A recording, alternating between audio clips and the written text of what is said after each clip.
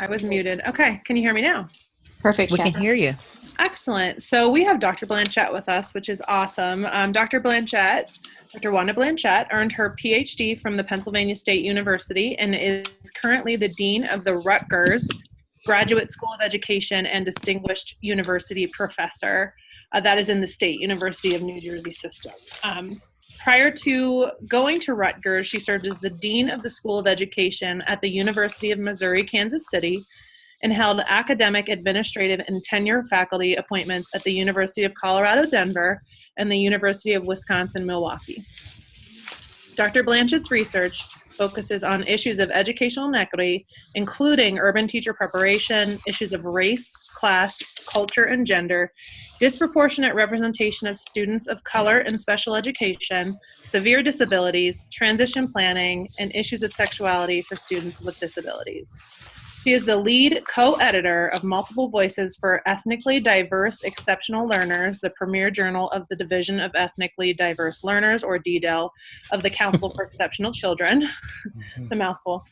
Right. Dr. Blanchett is the co-author of 2 edited textbooks, including Research in Urban Educational Settings, Lessons Learned and Implications for Future Practice from Information Age Publishing, and Universities and Global Diversity, Preparing Educators for Tomorrow, which is Routledge Publishing Research and Education series. And it has published a plethora of scholarly articles in some of the leading education journals and presented extensively at major education conferences. Dr. Blanchett, take it away. Okay. Well, first of all, let me say thank you, Kathy and Suzanne. You guys are amazing and have worked very diligently to make sure that we got this scheduled. And my schedule is not the easiest to work with, but your persistence has us here today. So thank you very much. And Kathy, thank you for the very generous introduction. As I think I said at the TED conference, I think you introduced me almost as long as our colleague did at the TED conference, and I don't tend to speak that long. So thank you again. So with regard to this session, we wanted to do this after the TED keynote for a couple of reasons. One, scheduling, but really seriously, I thought it was better to do it after the presentation because I was hoping that we would have some common frames of reference in terms of our thinking about some of these issues, and that we can maybe have a more in-depth conversation here today. If you've had a chance to either attend the TED keynote or had a chance to take advantage of some of the resources that Suzanne put together, which I think was excellent, by the way. If I were picking myself, I would have picked all of the things that you picked because I think they give us really good grounding for our discussion today. So let me just ask a question. And I don't know how I'm going to be able to ascertain your answer, but maybe you can respond through the chat and Suzanne can let me know. But I'm curious how many folks were actually at the TED conference for the keynote so that I know what it is that you've already been exposed to. Kathy, we polled everyone when they signed up, and there was only about 2 people who were actually able to go to the TED conference. Okay. That's why we wanted to have access to our keynote speakers, is so that others who fantastic will have an opportunity. So it's a fresh group here. Okay. So I'm going to start from the beginning then. So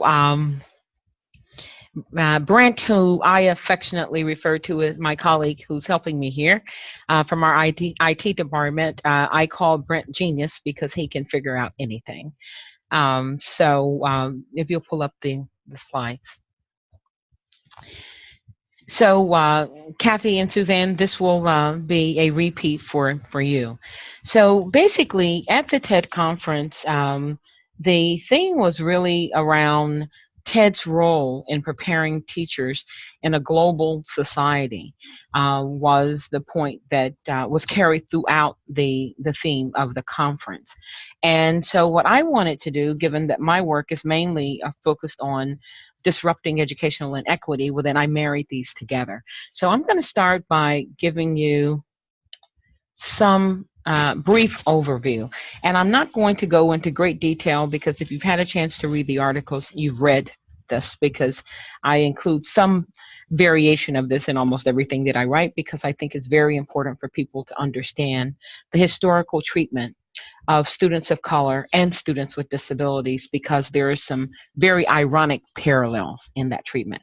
So first of all, when we start to think about students of color in America, I know that it's hard for a lot of people to believe that it was just not very long ago that we had legally segregated schools in America. And as a matter of fact, Plessy versus Ferguson said that it was okay to have those legally segregated schools. But of course, I'm very happy, as I'm sure many of you are, that concerned citizens were not okay with what was happening.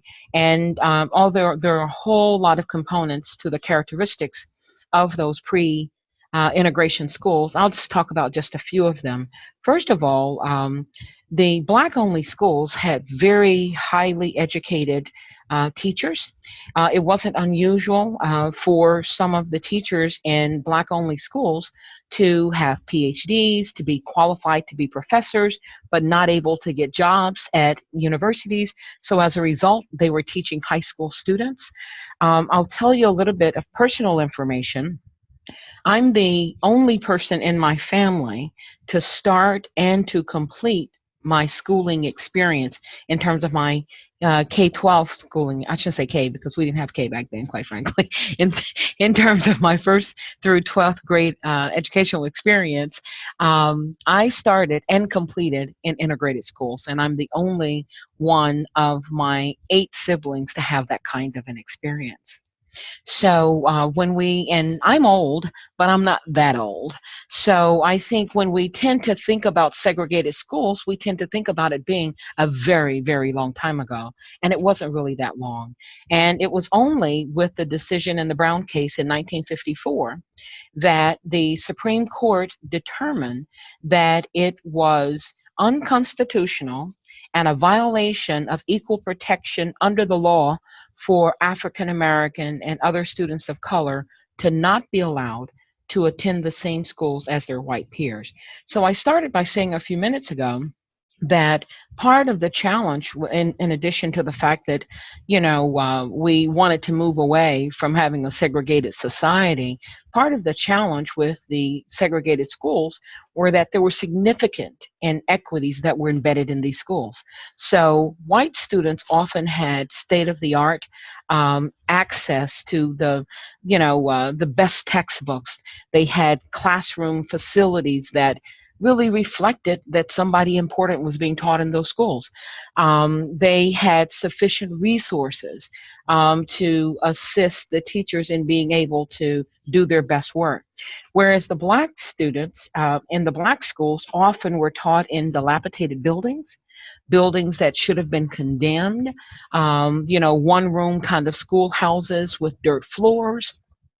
They had very high quality teachers, but their textbooks and curricular materials were materials that were handed down from the white schools when the white schools determined that they were no longer of any use. So there were significant disparities in terms of the access to facilities as well as to what we would now call, that they didn't call it then, some of the extracurricular kinds of activities that we know make for a complete experience for students.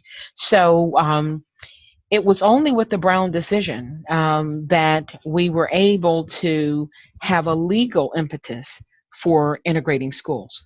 Now, one thing that is important to note was that even though Brown was passed in 1954, and even though the Chief Justice at the time, Chief Justice Warren, said when he delivered the decision, in part, he said that this order was to be implemented, meaning the desegregation of America's public schools was to begin with all deliberate speed. Unfortunately, there was much resistance to this. So throughout the South, we saw a number of parochial schools that were expanded, other private schools to try to prevent the integration of schools. This also happened in the North. A lot of people believe that segregation was something that was unique to the South, but those people that believe that are not students of history, because when you look at history, segregation pretty much occurred everywhere. It's just the extent to which it occurred, and the fact that as you moved out of the South, you didn't have Jim Crow laws, but there were certainly some challenges that maintained segregation in a variety of different forms.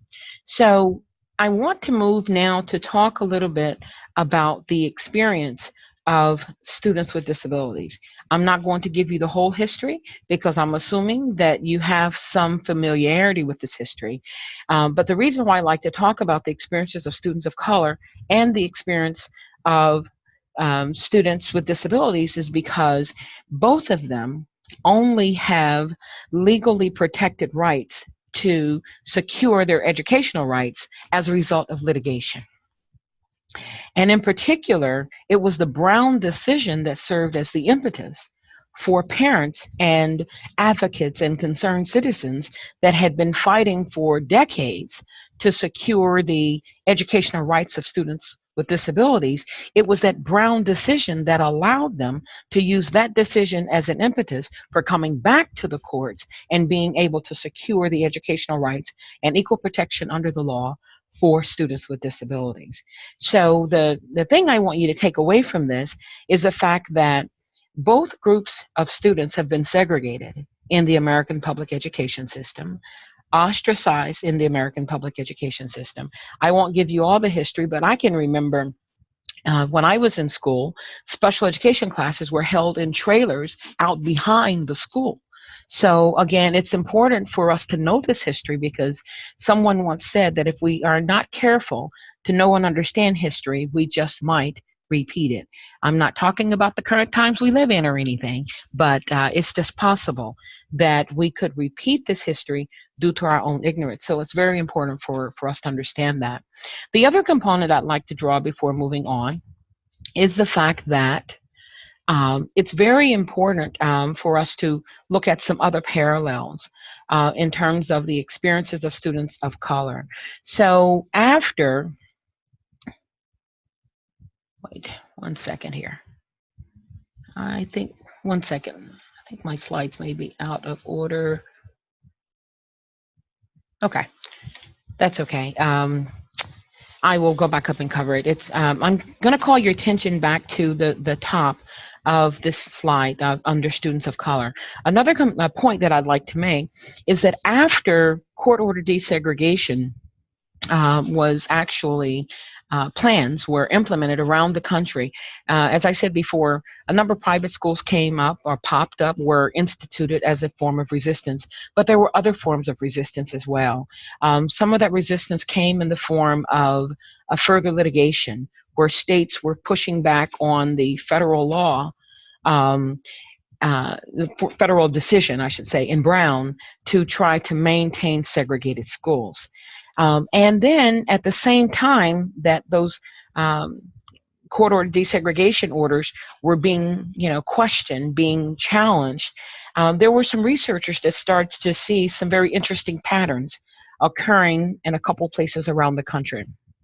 First of all, Lloyd Dunn in 1968 started to notice that in New York City in particular, he noticed that there were large numbers of African American children that were being identified and placed in special education categories, the most significant categories. This was back when we used terms like, trainable mental retardation, educable mental retardation, those kinds of terms that we've now moved away from and that we tend to refer to under a broader category of intellectual disabilities now. But in those days, he noticed that African American children were being referred to special education and placed in special education at rates that were very alarming and that exceeded their relative proportion in the general school population. And then a few years later, Jane Mercer in California noticed some similar patterns that were occurring among Mexican American students in California.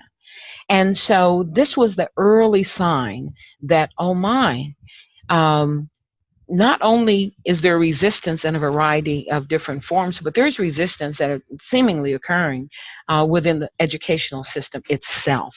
So special education that was given birth to out of a movement around the rights, the civil rights of African American students, is now itself being used to further segregate students. So, and then we've continued to see those patterns over time in terms of the disproportionate or overrepresentation, as it used to be called, of African Americans and other students of color. The last point I'd like to make before moving on, and I'm spending a lot of time on this setup because we're going to move a little faster in a minute. And the last point I'd like to make is the fact that when it comes to disproportionality of African American and other students of color in special ed, what we've noticed is that as their population grows in the American public education system, or as their population grows in a particular school, this is some of Beth Harry's work now that I'm talking about, we also see that their placement or the proportion of their placement in special education also grows. So this is a favorite quote. If you read any of the articles, you probably saw it in at least a couple of them, because I really, really like this quote a lot. This is a quote from James Baldwin as he was giving a talk to teachers in New York City in 1963, and it is so pertinent today. And the quote is, "You must understand that in the attempt to correct so many bad generations of bad faith and cruelty, when it's operating not only in the classrooms but in society, you will meet the most fantastic, the most brutal, and the most determined resistance. There's no point in pretending that this won't happen." End of quote. And certainly some of the examples that I just shared with you illustrates that level of resistance. But I think if we're serious about preparing teachers in a global society, we have to be willing to disrupt educational inequity at all costs. As a matter of fact, one of the papers that you had for your reading pleasure, if you so desire, was one where I talked about the importance of going for broke in the interest of making sure that we eradicate educational inequities. So it's not moving, Brent. Okay, so let's talk a little bit about who's in today's schools. First of all, I'll just say that the population of students that we serve today has changed drastically over the course of the last couple of decades. White students in pre-K-12 education have decreased from 28.6 million in 2002 to 25.4 million in 2012. Or if you like percentages, they've decreased from 59% to 51% from 2002 to 2012. During the same period of time, Hispanic students enrollment has increased from 8.6 million to 12.1 million, or from 18% to 24%. Black students enrollment in American public education has declined slightly, but has remained relatively around the same, between about 16 and 18% over the course of the last couple decades. English language learners comprise 9.1% of the public students in U.S. schools as an average, but in certain areas, that percentage is even higher, particularly in urban school districts.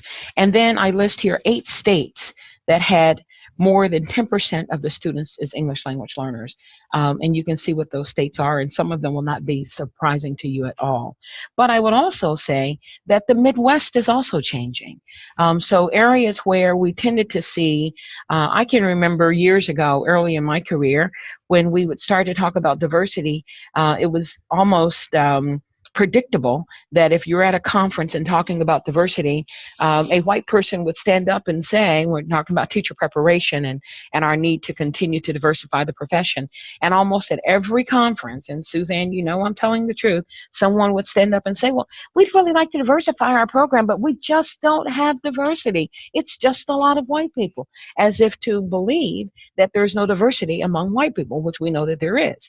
But certainly, I think what they probably meant to say that they didn't say very well was the fact that they lacked a lot of racial diversity, while they maybe had ethnic diversity, because there are so many different ethnic backgrounds that white people can come from as well. Plus, I also think that we've moved into, as a society, to the point where people are now very happy, very proud to talk about their heritage in ways that maybe they weren't always in the past due to some of the other histories that we have in this country. Today we're focusing on African American, other students of color, but America has missed no opportunity to discriminate and to treat various communities as outsiders. One of my favorite books that I read years ago was When the Irish Became White.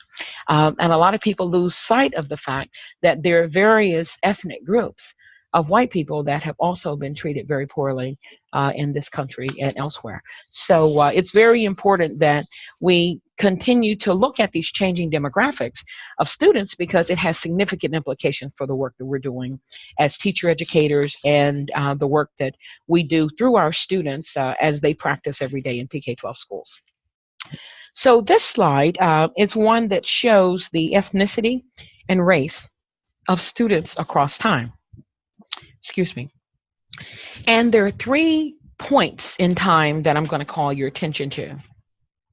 The very dark color is in 2004, and then the next shade of color of blue that is not so dark, and then the middle one would be 2014, and then the lighter blue is projected for 2016. Can you still hear me okay? Okay, great. So if you look at this particular slide, what you'll see is a visual, or basically a visual depiction of what I just shared with you. So you'll see that in 2004, 58% of the school-age population was white. In 2014, it was 50%. And then it's projected by 2026, that percentage will be down to 45%. If you look at African American students, as I said before, slight fluctuation from 17% in 2004 to 16% in 2014, and projected to be 15% in 2016. But let's move over to Hispanic students. We'll see that in 2004, they comprised 19% of the student population, but in 2014, 25%, and projected to be almost 30% at 29% in 2026. And then we also see another group, if you look to your far right, that is also growing, and that's students that identify themselves as being of 2 or more races. That's growing slightly as well, and I predict that it will grow even more as we move into the future. So let's take a look at, again, still looking at who are today's students.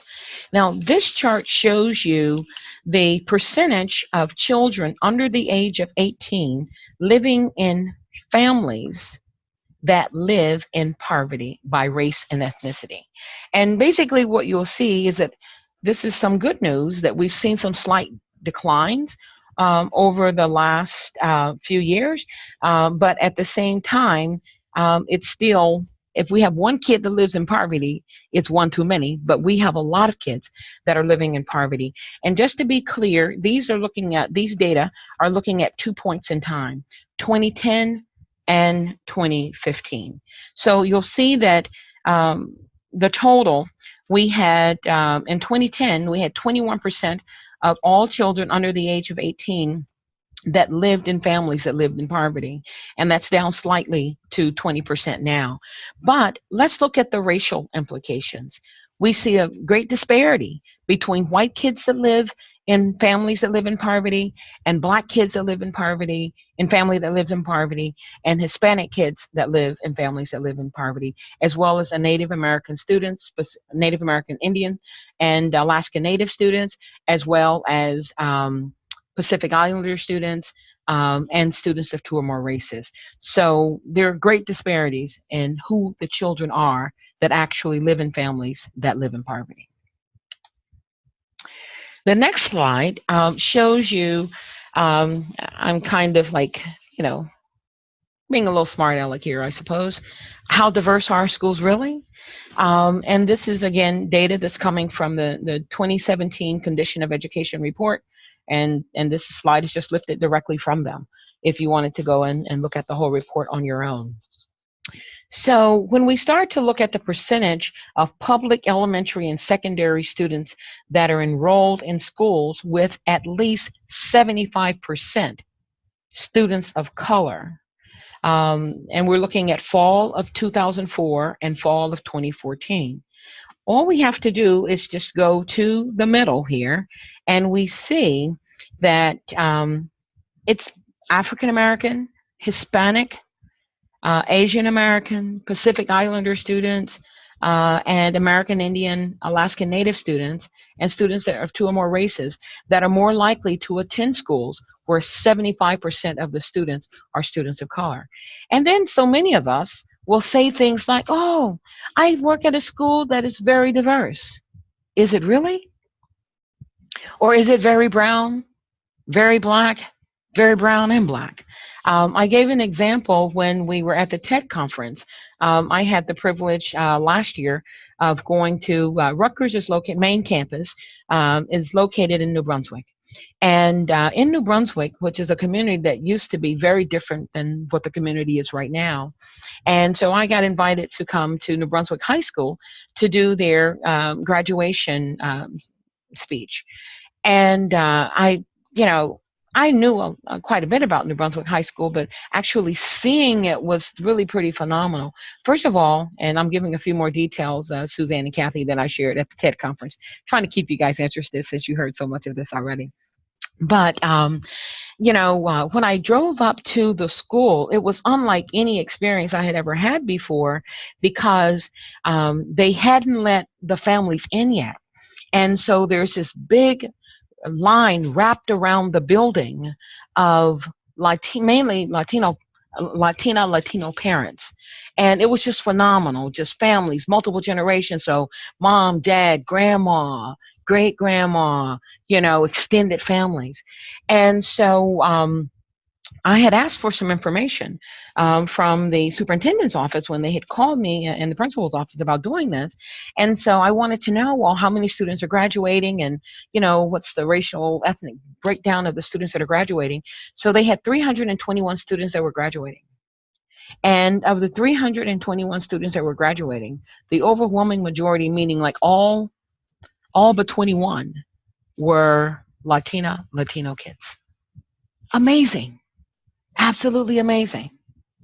And, parents were crying and as these kids were walking across the stage.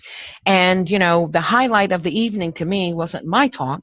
It was the valedictorian's talk because he was a young man who came to this country as an undocumented student who had a full ride to Princeton.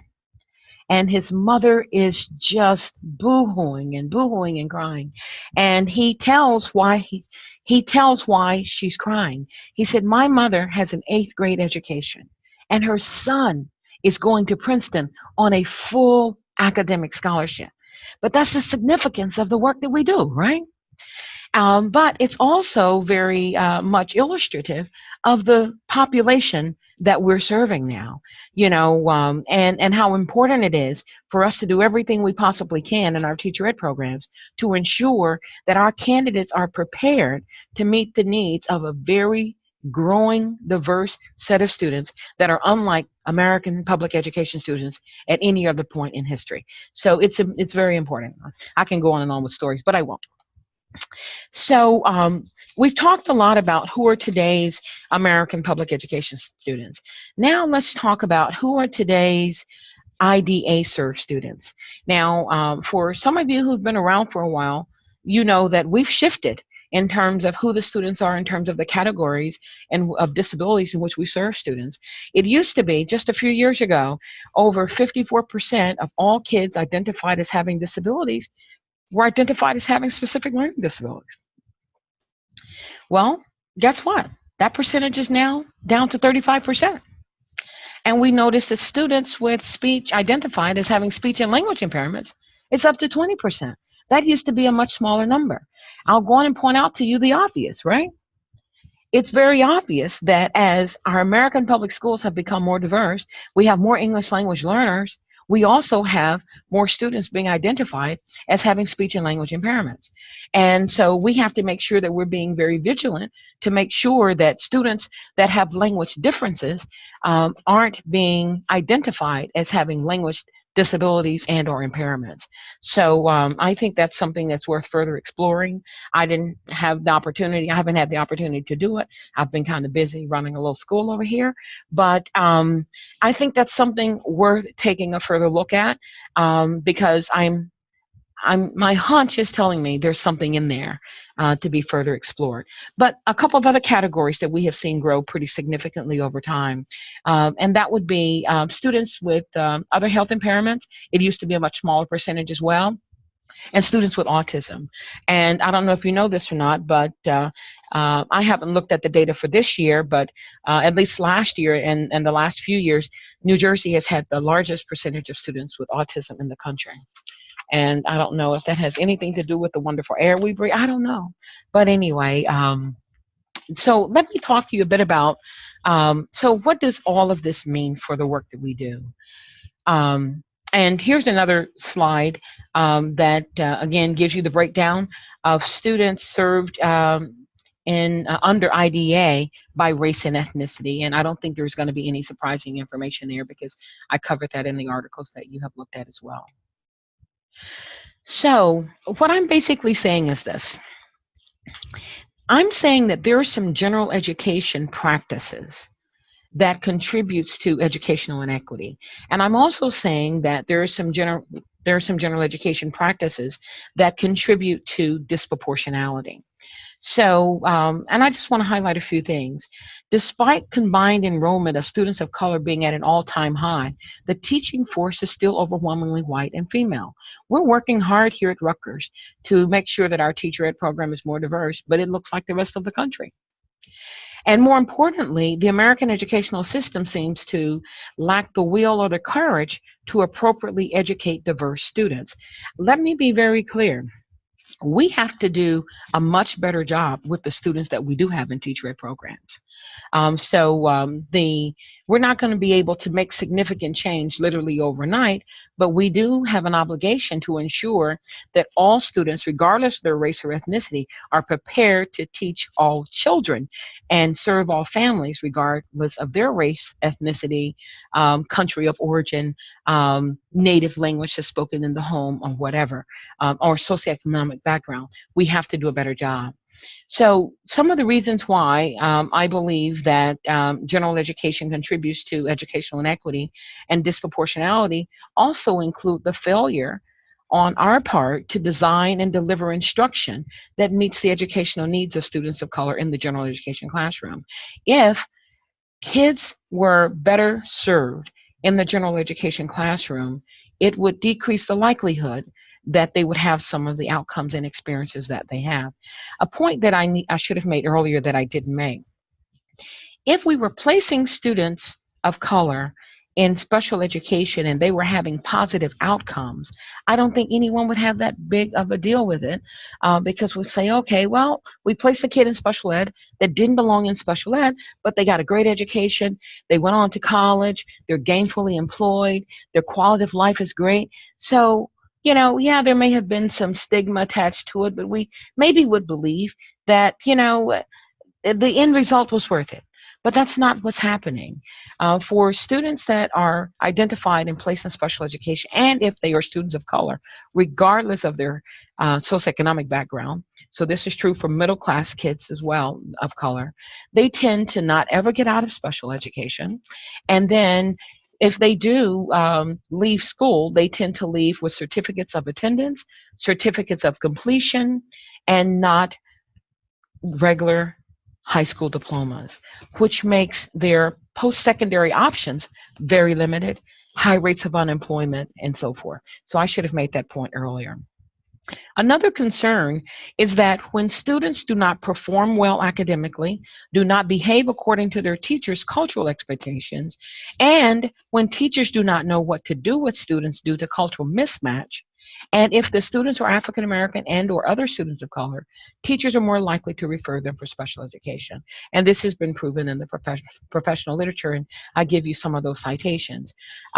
It's really remarkable to see how this happens. So when we think about special education referrals, it's almost like we think that this magically happens. But the truth of the matter is the overwhelming majority of referrals are made by general education teachers.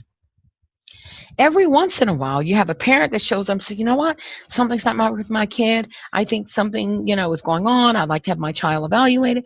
But it's not generally parent driven. It's usually teacher driven. And if there's behaviors involved, forget about it, right? So we have to make sure that we're preparing teachers and equipping them with all the skills that they need to be successful with all students.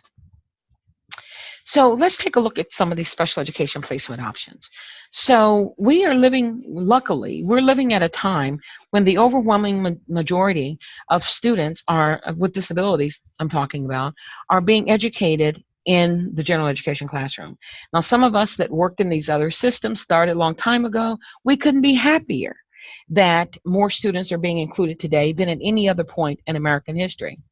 But not all students are being included at the same rates. If you look here, you'll see that African American students, Native Hawaiian or Pacific Islander students, Asian American students are not included in the general education classroom to the same extent as their white peers. Another point I'd like to make is that we still have these environments in terms of placement environments that are referred to as other environments. They include special schools, psychiatric facilities, and so forth. And if you see here, you'll see that African American students and Asian American students have the highest risk index for being likely to be educated in an other environment. And we do know that those other environments oftentimes do not have highly skilled educators to meet the students' needs. So I really think that we need to, if we're serious about preparing teachers in a global society, we also need to make sure that we disrupt implicit bias. And implicit bias is referred to, and I'm using Gilman's et al.'s definition from the Yale Child Study Center and a study they did in 2016. And I'm using their definition, and I'm quoting, implicit bias refers to the automatic and unconscious stereotypes that drive people to behave and make decisions in certain ways. Implicit biases about sex and race may influence how those behaviors are perceived and how they are addressed, creating a vicious cycle over time, exacerbating inequalities. So I want to just highlight something that these researchers found in their research. They found in their study at the Yale Child Study Center, they found that children's sex and race were triggers for white teachers. And they also found that African American students were perceived by white teachers as, I'm talking children now, were being perceived as older, less innocent, and more culpable, even if they hadn't really done anything at all. So it was fascinating to read this study. They further found that African American preschoolers were 3.6 times as likely to be suspended for one or more times. Did you hear me? African American students who are preschoolers were 3.6 times as likely to be suspended one or more times as their peers. African American students made up 19% of preschoolers, but 47% of preschoolers with one or more suspensions. It's my argument that implicit bias contributes to the creation and to the maintenance of 4 subsystems of the American educational system that I'm going to hit really quickly because I'm about out of time. And I discuss these in great detail in some of the articles that you have. So I'm saying that, and I first made this claim in 2006 and used the professional literature to illustrate these 4 subsystems. So there's a subsystem of the general education system that serves children that are disproportionately white, perceived to be normal, and not to have disabilities. And I'm not going to go through and talk about what the characteristics of those schools are, because it is you can find it first in that ER paper in 2006, and then it's also mentioned in some of the others. And then there's a second subsystem that is for general education students who are disproportionately African American, also perceived to not have disabilities. And then there's a third system for special education for students. There's a special education system for children who are disproportionately white and perceived to have disabilities. And then there's a system of special education that is delivered to children that are disproportionately African American and identified as having disabilities. And the point that I want you to come away from this is that the experiences that students and their families have in these four subsystems of the American public education system has a tremendous impact on the outcomes of the children. And we tend to forget that, there is that connection between what you have access to, what you're exposed to, what you're provided, and then what you're ultimately able to do later in life. So I believe that TED's role in preparing teachers in a global society, again, is to disrupt educational inequity. I believe that it's time that our American society, our educational system, TED and university-based teacher and professional education programs, we need to work in concert to end educational inequities by breaking down some of the barriers that cause us to not even work together as professionals that are preparing educators. And we need to truly refuse to accept two parallel systems, a system for the privileged, a system that is perceived to be adequate, successful, and largely white, and another system that is disadvantaged in countless ways, disabled, starving, failing, and predominantly African American and other communities of color. So I think as educators, we have to recognize that these systems exist and do our part to not continue to perpetuate them. I think we can start to do that by owning the problem of the failure of the American educational system to serve all children as a problem that we all own together, recognizing that there are some significant parallels between the experiences of children in urban communities and students of color as a whole, and those experiences of students labeled as having disabilities. We need to continue to fight for the dismantling of these four subsystems of the American educational system in favor of a single unified educational system that equitably serves all children in truly integrated learning environments with all the resources that they need to be successful. We also need to rethink how we deliver services and prepare service delivery staff, regardless of their backgrounds. Because the other thing that we often think of, we think, oh, if we can just recruit a lot of students of color, life will just be good. But the truth of the matter is, we've all been impacted and trained by these systems that have these implicit and explicit biases built into them. So we have to make sure that regardless of who the individuals are, their ethnic backgrounds, it's great to have more diversity, and we want more diversity. But diversity in and of itself does not equip someone to break down educational inequities and to serve all children, families, and communities. We can disrupt educational inequities by recruiting and retaining a diverse general and special education pool of candidates. We can also offer general and special education curriculum that's grounded in best practices in urban education, multicultural education, social justice, and what I call critical special education, where we're actually turning a critical eye to our practice in special education as opposed to perceiving it as not having its own set of issues, versus continuing to develop and offer programs that do not address these critically important issues. We also need to stop preparing general ed teachers and special education teachers in isolation, right?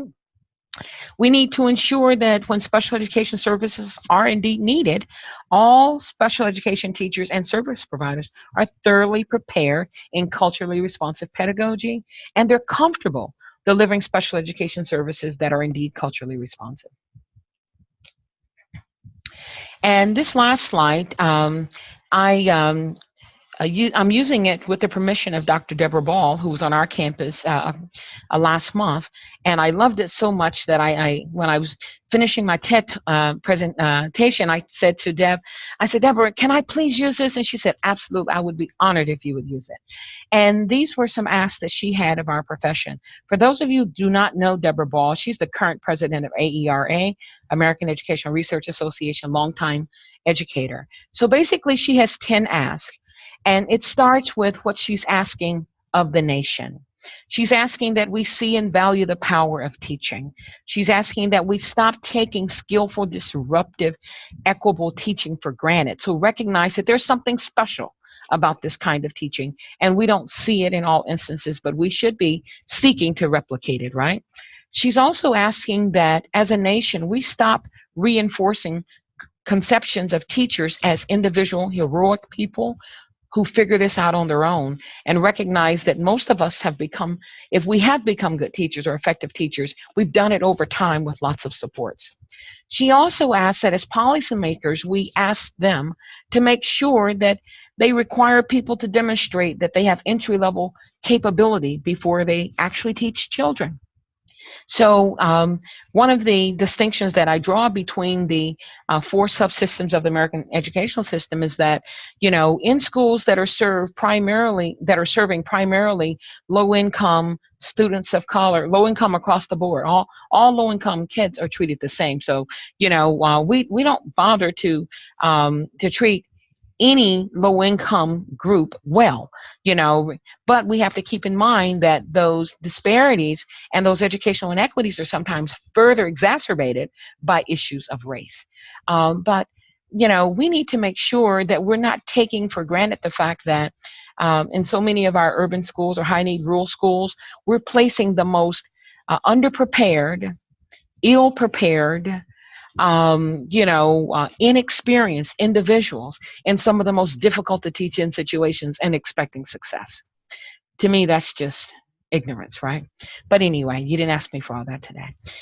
We need to also support teachers to develop and improve their practice over time. And then we need to change the economic model for paying for public education, especially when it comes to teaching. And then what should we ask of ourselves as educators? We need to be willing to unpack what this sort of teaching entails, have the professional wisdom and agency, I dare say courage, to stand up for the complexity and learnability of this practice. This is doable. We can teach it to whomever we have in our teacher ed programs. We can teach it to in-service teachers. We just have to make that commitment. We also need to radically change how we compose the teaching force to create a more diverse, resourceful profession. And 9, we need to identify the resources, experiences, and commitments needed to be a successful learner of this complex work. And 10, we need to take responsibility for teaching this complex practice to people who bring the resources to do it. As I end, I would like to say that TED's role in preparing teachers in a global society is to demonstrate the courage to disrupt educational inequity. Courage is the most important of all the virtues, because without courage, you can't practice any other virtue consistently. The late, great Maya Angelou. Thank you so much for your time. Thanks so much, Dr. Blanchett. So we have just maybe 1 or 2 questions. I know that there were some comments made in the chat box. If anyone has any questions, they can go ahead and put questions in the chat box, but we want to be mindful of people's time, and it's about 10 to 2, well, 10 to 2 in my world, 10 to 4 in your world. So just really one question, if you could really tell someone very honestly how to disrupt educational equity, aside from everything you just said, and in very, very plain, I know you're honest, so I appreciate that. How can we as teacher educators and future teachers, because we've got a bunch of future teachers on here with us, truly disrupt inequity in the education system, especially around disproportionate representation of our Black students in special education?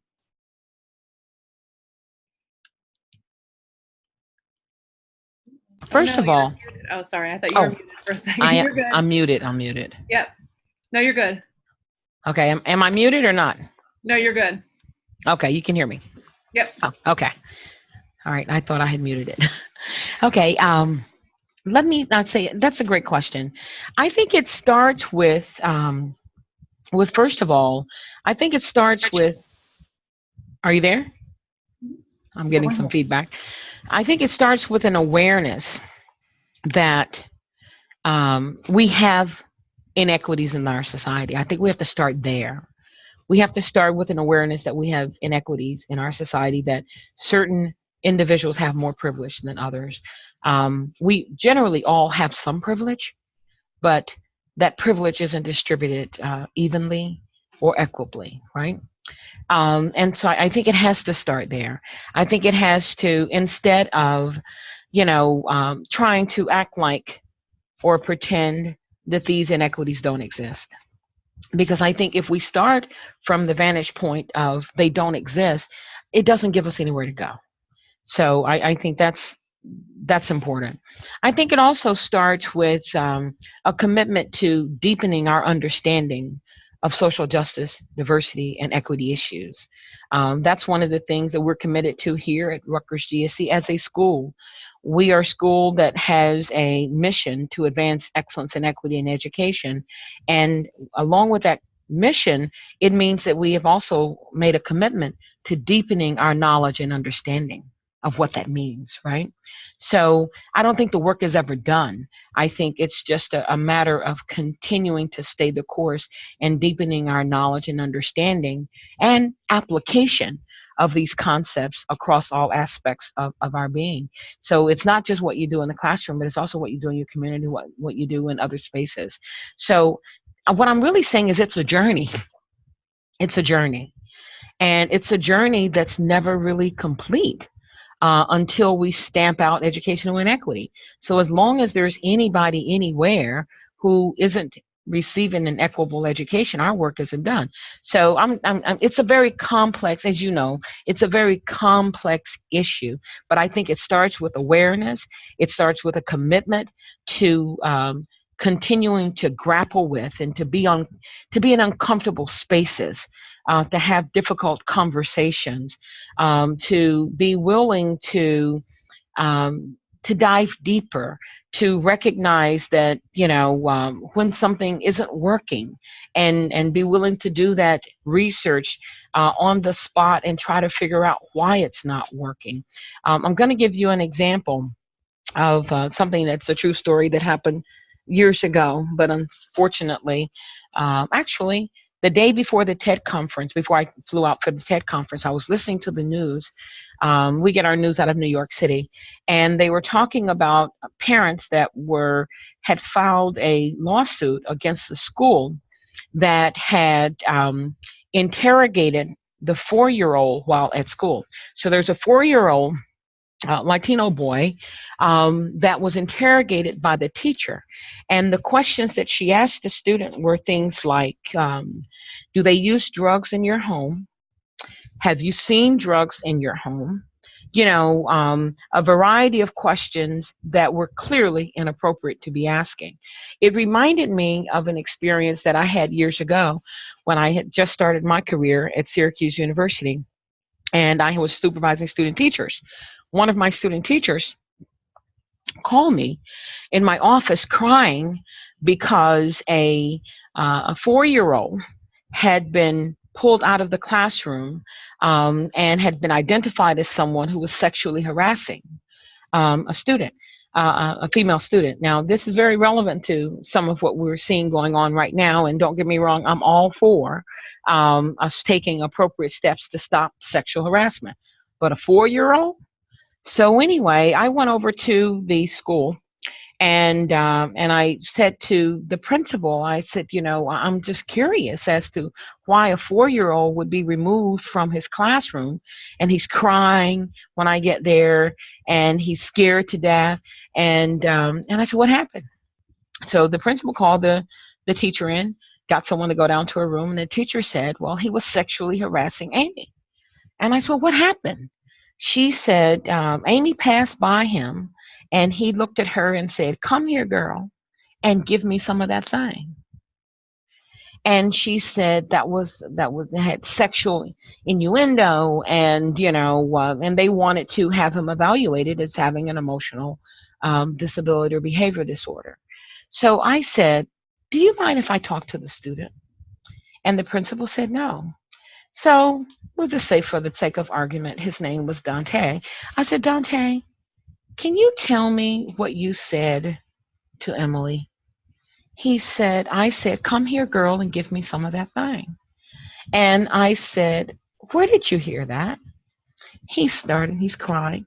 My brother said it to his girlfriend last night. Now, clearly, he didn't mean any harm. And if the teacher had just not overreacted, but I suspect that the teacher, I didn't have a word for it then, but I suspect with what I know now, sometime later, that the teacher had some implicit bias about this little Dante was a little African American boy. And the teacher in the example that I gave you that occurred in New York City right before my coming to the TED conference clearly had some bias about this little Latino boy. So I think part of the issue is that we have to do a much better job of preparing our pre-service teachers, and then once teachers are in service, continuing to help to develop in-service teachers so that these sorts of things simply don't happen. And that's definitely true. Thank you. So we're going to open it up to anyone that has a question. Okay. If you want to ask Dr. Blanchett a question, you can go ahead and type it in the chat box. Okay. Or if you feel comfortable, you can unmute yourself as well, just by clicking on the microphone button on the bottom left-hand corner. But feel free to put it in the chat feature as well, which is another great option for this.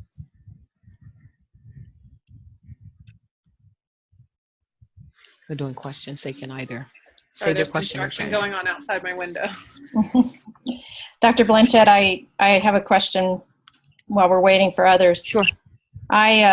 You quoted in one of your articles, Kozel's article, where he mentioned St. Louis. And I work at SIUE, where we have a charter school at East St. Louis. And we're going to be entering a partnership with Madison School District, which is the across the highway from East St. Louis. And so as we're moving towards this opportunity at my university, what words of advice would you have for me and my other faculty as we try to refocus what we've been doing? Well, years ago, it's been a while now, I did some work in with the East St. Louis School District around disproportionality. You've got some, unless things have changed, which I'm going to be optimistic and say I'm hopeful that they have in the time since I worked with them, which was about a decade ago. So unless things have changed drastically, I suspect you still have significant problems with disproportionality. I would say part of the issue is getting districts to face and confront the realities of where they are. One of the things that I like about IDEA now is that we have seen so many improvements in terms of reporting. We've gotten away from the reporting that states were able to do previously as a state that masked where they were with disproportionality. So I think, if you can get them to be very forthcoming with you about their data, and have some real good conversations about where they are, try to pinpoint some targeted areas to address, I think that'd be fantastic. East St. Louis, as I recall it, now again, it may have changed, but there was so much poverty there, and significant problems with trying to, with disability. I mean, East St. Louis would be the poster child for the example that I give of the subsystem for African American kids identified as having disabilities and African American kids without disabilities, right? Because you've got some real teacher teacher training issues in terms of teachers fluctuating a lot not being sufficiently credentialed, not being sufficiently supported. So even if their hearts are in the right place, which I have to believe that they are, in most instances, they're not supported to be successful. So I think if you guys can work with them around taking a real honest look at their data and developing a plan for trying to improve, that'd be great. Yeah, my biggest concern is the conversations we've had is they're looking for that magic bullet, that silver bullet, that special program that they can buy. Unfortunately, that's way too common, and way too many people have bought the wrong program. Yeah, yeah. So thank you for your words of advice. I feel lost a little bit, and my university is confronting that we may not necessarily have the skill set. They have an open line now for an individual who can help us, a faculty member in urban education. So if you have anyone, please send them. Well, you know, we're putting out doc students every semester, and we have some fantastic doc students. As a matter of fact, we have some on the market right now, and but yeah, I think it's important. I think it's so important to just embark upon anyone who's committed to doing this work has to also be committed to the ongoing professional development. And like I said, we struggle with it here, but we're committed to it because it can't just be in our work. It's not just our faculty. We want our staff involved. We want everyone who is engaged in doing this work, because people can have an experience. Let's take, for example, IT. They can have an experience with IT. That just undo some of the work that we've been working to achieve. So I think at all levels of every organization, we have to be committed to getting people the resources, bringing in people to do professional development, but also learning how to do professional development ourselves, and to challenge our colleagues, create the kind of environment where you can challenge each other without it being contentious or a hostile environment. Well, it is officially 1 hour and 2 minutes. All right. Job. Okay. Well, thank you. We just want to say thank you to you, Dr. Blanchett. We know you are so busy, and we appreciate that you have taken this time out in this crazy month of December to really impart your wisdom on us, and keep doing the work, because you really inspire us. Wow. Thank you again. We will share your contact information. I think we shared it already on the Google site. But we're going to go ahead and wrap up with our Well, let me just say thank you to you all. I love TED. TED has been part of my career for my whole career, and it's just an honor to be a part of this. And thank you all for your willingness. Certainly you and Suzanne, Kathy, for your willingness to hear the same talk twice. As one of our participants said, they want to hear this over and over again. I feel like that would be beneficial for them to keep hearing this message. So we appreciate it, and we've recorded this, and it will be on the TED website. Okay. Well, thank you all. We're all in this together. Perfect. That gives me hope. Okay.